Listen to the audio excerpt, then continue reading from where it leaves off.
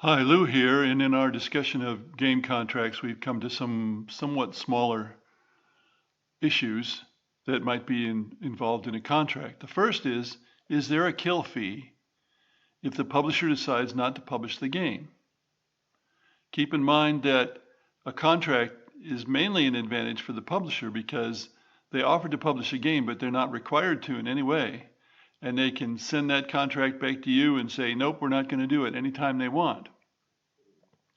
This is why you want to get an advance if you possibly can, because you'll keep that advance. The kill fee is not as effective because the game's been killed. Can you get the money out of the publisher? And sometimes probably you won't be able to.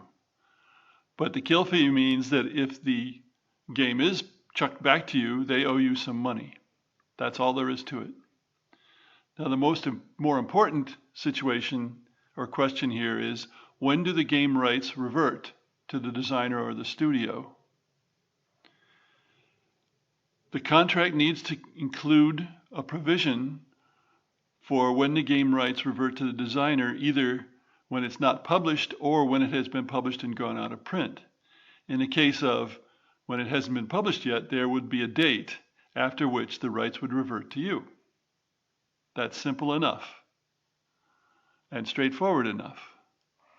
In the case of going out of print, you have to define what out of print means. Otherwise, theoretically, the publisher could keep their last block of games and sell one each year and say, no, it's not out of print, even though an ordinary person couldn't buy it. The best way to do this is to say that if the annual sales, calendar year perhaps, have not exceeded X number, then the game is out of print.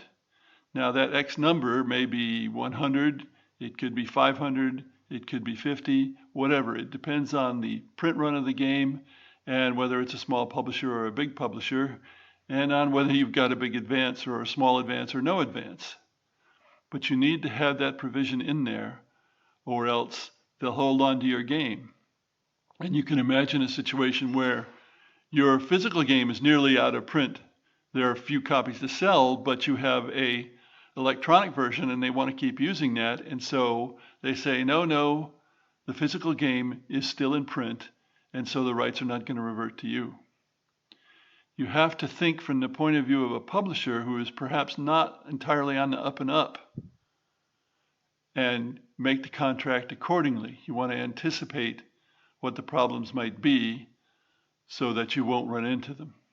Thanks for listening.